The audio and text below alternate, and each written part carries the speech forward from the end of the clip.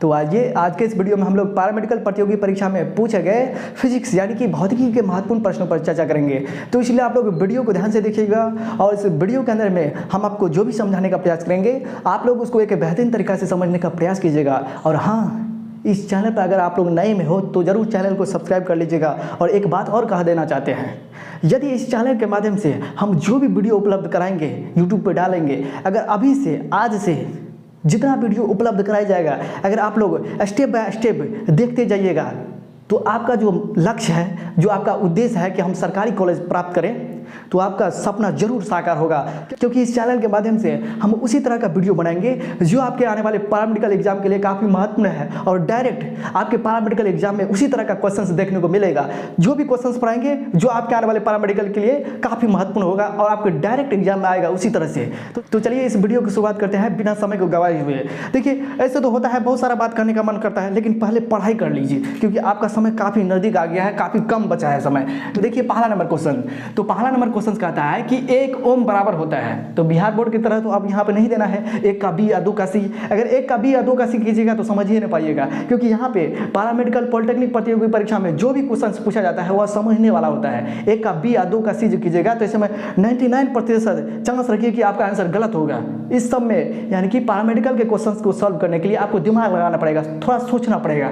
तो सबसे पहले हम लोग जानते हैं कि ये ओम कहते किसको है। तो प्रतिरोध का ऐसा मात्रा क्या होता है, ओम होता है। और प्रतिरोध कहते किसको है, इसके बारे में भी आपके पॉलिटेक्निक प्रतियोगी परीक्षा में, पैरामेडिकल प्रतियोगी परीक्षा में बार बार क्वेश्चन पूछा गया है। तो देखिए, प्रतिरोध का मतलब होता है विरोध करना है, यानी कि किसी वस्तु का वह गुण जो अपने से होकर बहने वाली विद्युत धारा का विरोध करता है, यानी कि अपने से होकर बहने वाली विद्युत धारा का रोकता है, जाने नहीं देता है। तो इसी गुण को, किसी वस्तु के इसी गुण को कहते हैं प्रतिरोध। यानी कि प्रतिरोध का मतलब क्या हुआ, विरोध करना है। किसका विरोध करेगा, तो धारा का। किसी वस्तु का वह गुण जो अपने से होकर बहने वाली विद्युत धारा का विरोध करे, इसी को कहते हैं प्रतिरोध। देखिए, प्रतिरोध का ऐसा मात्रक होता है ओम, और प्रतिरोध का फॉर्मूला क्या होता है, R बराबर V बटा I। R बराबर क्या होता है, V बटा I। यहाँ पे V का मतलब होता है विभव और I का मतलब होता है करंट, यानी कि विभव और विद्युत धारा। तो देखिए, विभव और विद्युत धारा के अनुपात को कहते हैं प्रतिरोध। पैरामेडिकल पॉलिटेक्निक प्रतियोगी परीक्षा में इस तरह से क्वेश्चन पूछा जाता है जिसमें कुछ ना कुछ आपको दिमाग लगाना पड़ेगा। देखिए, प्रतिरोध का फॉर्मूला क्या होता है, V बटा I। V का मतलब होता है वोल्ट, होता है ना। विभव का ऐसा मतलब क्या होता है, वोल्ट, और I का मतलब होता है एम्पियर, यानी कि विद्युत धारा का ऐसा मतलब क्या होता है, एम्पियर होता है ना। विद्युत धारा का ऐसा मतलब क्या होता है, एम्पियर। तो एम्पियर हो गया। यहाँ देखिए वोल्ट पर एम्पियर, तो वोल्ट पर एम्पियर जिसमें रहेगा वही इसका आंसर होगा। देखिए यहाँ पे वोल्ट, यहाँ देखिए 1 ओम किसके बराबर होगा, 1 वोल्ट। यानी कि देखिए R का मान क्या हुआ, R का मान यहाँ पे क्या है, 1। यहाँ देखिए प्रतिरोध का मान कितना है। वैसे देखिए, जब तक आप लोग समझिएगा ना, समय लगेगा, लेकिन समय लगने के बाद जो आपको फील होगा, जो पढ़ने में आनंद आएगा, वह इस चैनल के माध्यम से ही आ सकता है। देखिए R का मान यानी कि रेजिस्टेंस, प्रतिरोध का मान कितना है, 1। तो 1 कब आएगा, यानी कि 1 रेजिस्टेंस कब आएगा, जब 1 वोल्ट रहेगा और 1 एम्पियर रहेगा।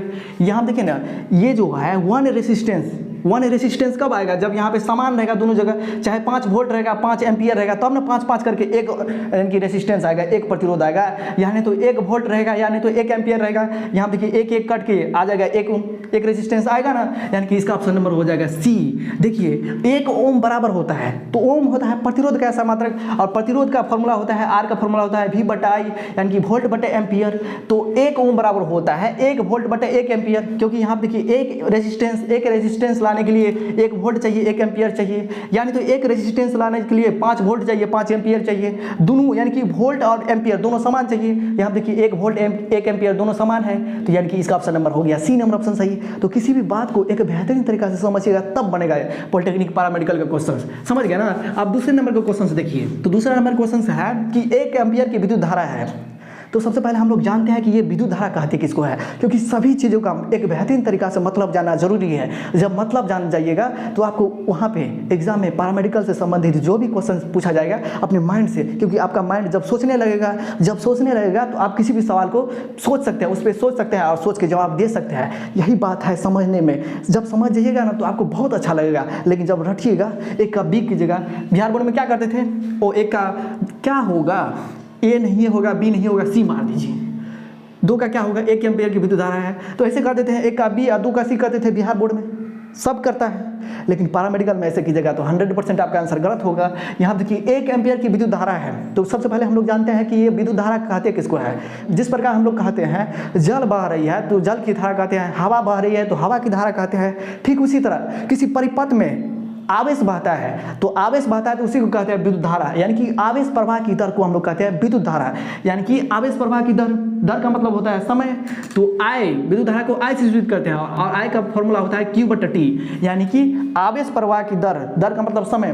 किसी परिपथ में आवेश प्रवाह की दर को हम लोग कहते हैं विद्युत धारा, और विद्युत धारा का ऐसा यूनिट होता है एम्पियर। देखिए I बराबर Q/T, यहाँ पे कह रहा है कि 1 एम्पियर, तो 1 एम्पियर कब आएगा, यहाँ पे देखिए विद्युत धारा का मान 1 कब आएगा, जब ऊपर नीचे समान रहेगा तब है ना आएगा। यहाँ पे देखिए चाहे तो ले सकते हैं 1 कूलम/1 T, क्योंकि ये कट के एक ही आ जाएगा। यहाँ देखिए 1 एम्पियर की विद्युत धारा प्राप्त करने के लिए आपको क्या करना पड़ेगा, 1 कूलम/1 सेकेंड ये करना पड़ेगा, यानी तो 5 कूलम/5 सेकेंड करना पड़ेगा ना, 5 कूलम/5 सेकेंड, क्योंकि 5 कट जाएगा तो ऊपर भी तो 1 ही आएगा, यानी कि ऊपर नीचा क्या होना चाहिए, ऊपर नीचा समान होना चाहिए, तब ये कट के 1 आएगा। यहाँ देखिए 1 एम्पियर की विद्युत धारा है, तो 1 एम्पियर की विद्युत धारा है। जो विद्यार्थी समझता है कि एम्पियर होता है विद्युत धारा का सममात्रक, तो तुरंत क्या करेगा, उसका फॉर्मूला लिख लेगा। विद्युत धारा का फॉर्मूला होता है I बराबर क्या होता है Q/T। अब देखेंगे किस ऑप्शन में, देखेंगे Q/T है, यानी कि आवेश बटा समय, तो आवेश बटा समय यानी कि आवेश का ऐसा मतलब क्या होता है कूलम, और समय का ऐसा मतलब क्या होता है सेकंड होता है, यानी कि कूलम पर सेकंड किस में है, तो कूलम पर सेकंड देखते हैं। आप देखिए कूलम पर सेकंड पहले नंबर ऑप्शन में है, तो इसका ऑप्शन नंबर हो जाएगा A नंबर ऑप्शन सही है। मेरे कहने का मतलब समझे, जब भी आपके पैरामेडिकल या किसी भी प्रतियोगी परीक्षा में इस तरह से क्वेश्चन रहेगा कि 1 एम्पियर की विद्युत धारा है, तो सबसे पहले समझेंगे कि विद्युत धारा का फॉर्मूला क्या होता है। तो विद्युत धारा का फॉर्मूला होता है Q/T। Q का मतलब होता है आवेश, और आवेश का ऐसा मतलब होता है कूलम, T का मतलब होता है समय, और समय का ऐसा मतलब होता है सेकंड, यानी कि कूलम पर सेकंड। जिसमें देखेंगे कूलम पर सेकंड तब देखेंगे उसमें समान चीज रहना चाहिए, समान मतलब कि कोएफिशिएंट रहना चाहिए। 1 है, 1 कट के 1 एम्पियर आएगा, 5 रहेगा तो 5 रहेगा ऊपर नीचे तो 1 एम्पियर आएगा, क्योंकि 5 कट जाएगा। समान ऊपर नीचे रहना चाहिए और फॉर्मूला के हिसाब से रहना चाहिए, उसमें ऑप्शन मार देंगे, आपका 100% सही रहेगा आंसर। ठीक, पहला नंबर क्वेश्चन देखिए 1 ओम बराबर होता है, तो ओम होता है प्रतिरोध का सममात्रक, और प्रतिरोध कहते हैं किसी वस्तु का वह गुण जो अपने से होकर बहने वाली विद्युत धारा को रोकता है, उसी को कहते हैं प्रतिरोध। देखिए आपको प्रतिरोध से कई प्रकार के क्वेश्चन पूछे जाते हैं। तो देखिए प्रतिरोध का फॉर्मूला होता है ρ×L/A। बढ़िया तरीका से इसमें सोचिए, प्रतिरोध का फॉर्मूला क्या होता है, प्रतिरोध को R से सूचित करते हैं, और यहाँ देखिए ये जो यहाँ लिखा हुआ है इसको कहते हैं रो एक कांस्टेंट है, विशिष्ट प्रतिरोध इसको कहते हैं, प्रतिरोधकता। और L क्या है, लंबाई है, यहाँ पे L क्या है, लंबाई, और A क्या है, एरिया। कहेगा कि किसी चालक की लंबाई को 2 गुना कर दिया जाए, किसी चालक की लंबाई को 2 गुना कर दिया जाए तो उसका प्रतिरोध कितना गुना हो जाएगा। तो देखिए चालक की लंबाई और प्रतिरोध में कैसा संबंध है, तो समानुपाती संबंध है। समानुपाती संबंध आप कैसे समझिएगा, देखिए L यानी कि लंबाई भी ऊपर में है और प्रतिरोध भी ऊपर में है, तो जो ऊपर वाला रहता है उसको कहते हैं समानुपाती, और ये ऊपर में है ये नीचे में है, इसका मतलब क्या हुआ, ये व्युत्क्रमानुपाती संबंध है। यानी कि प्रतिरोध, किसी चालक का प्रतिरोध और उसके क्षेत्रफल का में कैसा संबंध है, तो व्युत्क्रमानुपाती, यानी कि उल्टा संबंध है, ये ऊपर में है ये नीचा में है। जब ऊपर में रहेगा उसको कहते हैं समानुपाती। समानुपाती का मतलब क्या हुआ, हम बढ़ेंगे तो वो भी बढ़ेगा, यानी कि लंबाई बढ़ेगा तो प्रतिरोध भी बढ़ेगा, प्रतिरोध बढ़ेगा तो लंबाई भी बढ़ेगा। तो यहाँ पे क्वेश्चंस आपके पैरामेडिकल एग्जाम में कई बार पूछा गया है कि किसी चालक की लंबाई को 2 गुना कर दिया जाए तो उसका प्रतिरोध कैसा हो जाएगा। तो यहाँ आप देखेंगे, तो यहाँ आप देख रहे हैं कि चालक की लंबाई और प्रतिरोध में समानुपाती संबंध है। इसका मतलब क्या हुआ, चालक की लंबाई को 2 गुना बढ़ा देंगे तो उसका प्रतिरोध भी बढ़ जाएगा 2 गुना। किसी चालक की लंबाई को 4 गुना कर दिया जाए तो उसका प्रतिरोध कैसा हो जाएगा, तो 4 गुना हो जाएगा। ठीक उसी तरह यहाँ पर कह देगा कि लंबाई बढ़ाने से चालक का प्रतिरोध घटता है कि बढ़ता है कि अपरिवर्तित रहता है, तो लंबाई बढ़ेगा तो चालक का प्रतिरोध बढ़ेगा। जब क्षेत्रफल, ए का मतलब क्या हुआ, एरिया, जब क्षेत्रफल को बढ़ाएंगे तो प्रतिरोध में कैसा परिवर्तित होगा, क्षेत्रफल को बढ़ाएंगे तो प्रतिरोध घट जाएगा, क्योंकि क्षेत्रफल और प्रतिरोध में कैसा संबंध है, उल्टा संबंध है, व्युत्क्रमानुपाती संबंध है। देखिए ना, यहाँ देखिए अनुक्रमानुपाती और जो है समानुपाती, इसका मतलब एक ही होता है। व्युत्क्रमानुपाती का मतलब होता है उल्टा, इन्वर्सली प्रोपोर्शनल कहते हैं इंग्लिश में व्युत्क्रमानुपाती को।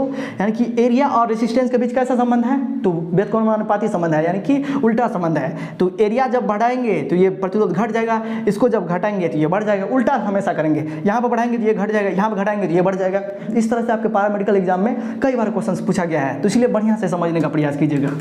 इस वीडियो के अंदर में हमने 2 प्रश्नों पर चर्चा की।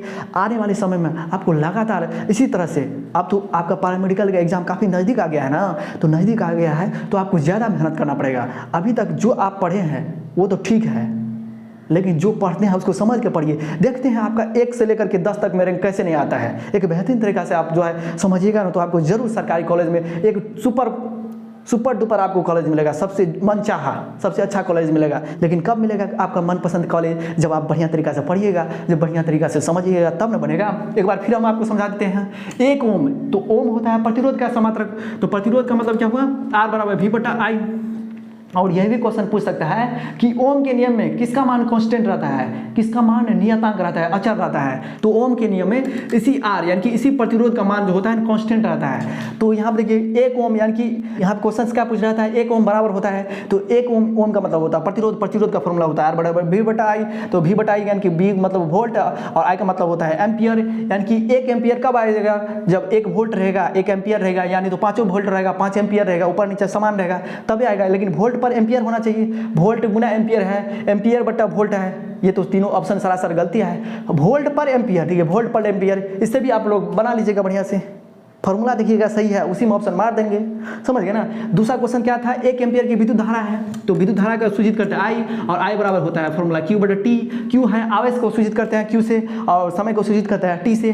Q का ऐसा मात्रक होता है कूलम, और समय का ऐसा मात्रक होता है सेकंड, कूलम पर सेकंड। जिसमें देखेंगे कूलम पर सेकंड वही आंसर हो जाएगा। देख रहे हैं कूलम पर सेकंड, तो कूलम पर सेकंड इसका ऑप्शन नंबर हो गया A।